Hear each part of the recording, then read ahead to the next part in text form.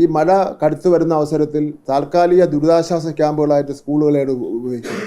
ഇങ്ങനെയൊക്കെയുള്ള പ്രശ്നങ്ങൾ ഈ ജൂൺ ജൂലൈ മാസങ്ങളിൽ ഉണ്ടാകുന്നു. അപ്പം അങ്ങനെയാണെങ്കിൽ നമുക്ക് ഏപ്രിൽ മെയ് മാസം അവധി കൊടുത്താൽ എങ്ങനെ ഇരിക്കും? എടുത്ത് 2 മാസം അങ്ങോട്ടും ഇങ്ങോട്ടും തിരിച്ചിട്ടാൽ എങ്ങനെ ആവുമെന്ന് സംബന്ധിച്ചിടത്തോളം വിദ്യാഭ്യാസ മന്ത്രി എന്നുള്ള നിലയിൽ വ്യക്തിപരമായ എൻ്റെ ഒരു ആലോചനയും ചില വിദ്യാഭ്യാസ പണ്ഡിതന്മാരെല്ലാം നിർദ്ദേശിച്ചിട്ടുള്ള കാര്യമാണ്. കേരള വിദ്യാഭ്യാസ ചട്ടങ്ങളിലുള്ളതാണ് ഈ അവധി ദിവസവും മറ്റ് കാര്യങ്ങളൊക്കെ തന്നെ. പക്ഷേ ഇപ്പോൾ ഒരു പ്രശ്നം നമ്മൾ മനസ്സിലാക്കിയാൽ ജൂൺ ജൂലൈ ആണ് അവധിക്കാലം കഴിഞ്ഞ് സ്കൂൾ തുറക്കുന്നത്. ഏപ്രിൽ മെയ് കഴിഞ്ഞാൽ ജൂൺ ഇപ്രാവശ്യം ക്ലാസ് ആരംഭിച്ച ജൂൺ മാസം 2-ാം തീയതി. ഇപ്പോൾ ഇവിടെ വന്നിരിക്കുന്നൊരു പ്രശ്നം സമൂഹം ചർച്ച ചെയ്യേണ്ട പ്രശ്നമാണ്. സമൂഹം ചർച്ച ചെയ്യണം, രാഷ്ട്രീയ പാർട്ടികൾ ചർച്ച ചെയ്യണം, തദ്ദേശ സ്വയംഭരണ സ്ഥാപനങ്ങൾ ചർച്ച ചെയ്യണം, നാട്ടുകാർ ചർച്ച ചെയ്യണം, രക്ഷാകർത്താക്കൾ ചർച്ച ചെയ്യണം. ജൂൺ ജൂലൈ മാസങ്ങളിലാണ് മഴയുടെ മാസം എന്ന് പറയുന്നത്. അപ്പോൾ ഈ മഴക്കാലത്ത് ഒരുപാട് ബുദ്ധിമുട്ട് കുട്ടികൾക്കുണ്ടാകുന്നു.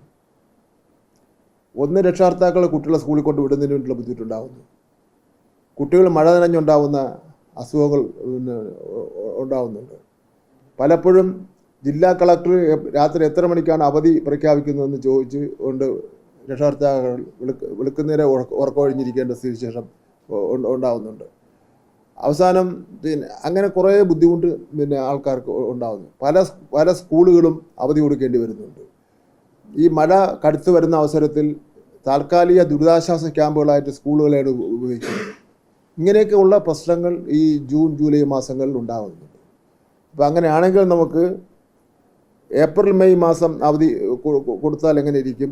എടുത്ത് 2 മാസം അങ്ങോട്ടും ഇങ്ങോട്ടും തിരിച്ചിട്ടാൽ എങ്ങനെ ആവുമെന്ന് സംബന്ധിച്ചിടത്തോളം വിദ്യാഭ്യാസ മന്ത്രി എന്നുള്ള നിലയിൽ വ്യക്തിപരമായ എൻ്റെ ഒരു ആലോചനയും ചില വിദ്യാഭ്യാസ പണ്ഡിതന്മാരെല്ലാം നിർദ്ദേശിച്ചിട്ടുള്ള കാര്യമാണ്.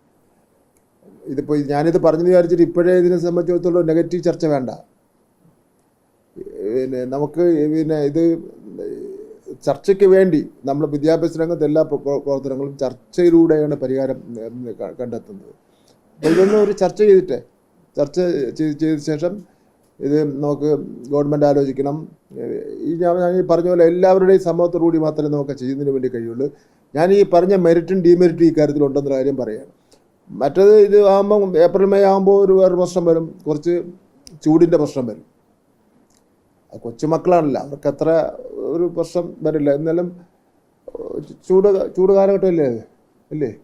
ചൂട് കാലഘട്ടം അതിൻ്റെ നമുക്ക് താങ്ങാൻ കഴിയാത്തുള്ള നിലയിൽ ചൂടൊന്നും ആയിട്ട് തോന്നിയിട്ടില്ല. ചില അവസരങ്ങൾ മാത്രമേ തോന്നിയിട്ടുള്ളൂ. പക്ഷേ ഞാനീ പറഞ്ഞത് വളരെ ബുദ്ധിമുട്ടുണ്ടാക്കുന്നുണ്ട് ആളെ. ഇതൊരു എൻ്റെ വ്യക്തിപരമായ അഭിപ്രായമാണ്. സമൂഹത്തിൽ ചർച്ചയ്ക്ക് വേണ്ടിയുള്ള കാര്യമാണ്. ഇനി നാളെ മുതൽ ഈ ടി വിയിൽ ഇങ്ങനെ ജൂൺ ജൂലൈ മാസത്തെ അവധി മാറ്റിയിരിക്കുന്നു എന്നുള്ള വാർത്ത അടിച്ചു വന്ന് പിന്നെ ഇന്ന് മുതൽ ഇനി സമരം ആരംഭിക്കണം, നാളെ മുതൽ ഇനി മുദ്രാവാക്യം വിളിക്കണം, മെമ്പറിനെ എനിക്ക് ഇല്ല ഒന്ന് ചോദിച്ചതിൻ്റെ പേരിൽ ഞാൻ പറയുന്നത് മാത്രമേ ഉള്ളൂ. കാരണം ഞാൻ എവിടെ പ്രസംഗിച്ചു, 1-2 സ്ഥലത്ത് ഞാൻ പ്രസംഗിച്ചു സ്കൂളുകളിൽ.